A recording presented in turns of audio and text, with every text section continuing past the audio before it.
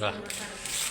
सबैलाई नमस्कार। हामी कक्षा 8 का अस्मिता खड्का, सुस्मिता चौधरी र अपेक्षा ढकाल मिलेर एउटा एक्सपेरिमेन्ट गर्न गइरहेको छौँ। एक्सपेरिमेन्टको टपिक रहेको छ हिट एब्जर्ब।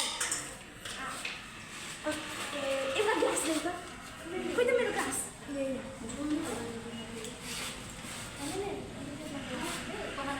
पकाउनु ओ पानी ल्याउ त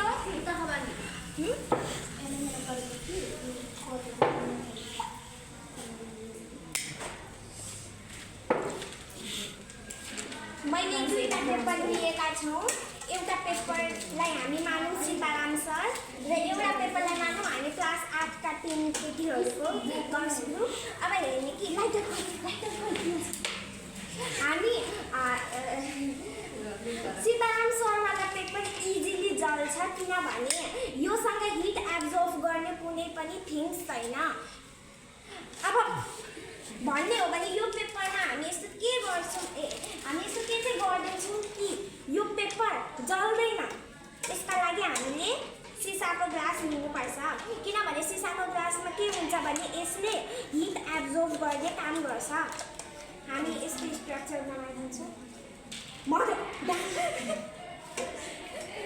अनि यसमा अब जलाउँछौँ यो आगो बल्दैन आइदेस नपरोस्।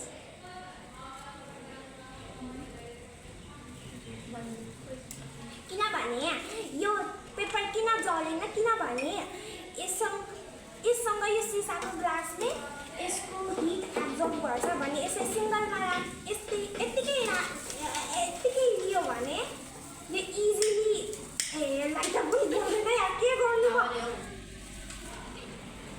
यो इजिली जलिदिन्छ। अहिले जलिनुहोस् त ओइ जल यो इजिली जल्छ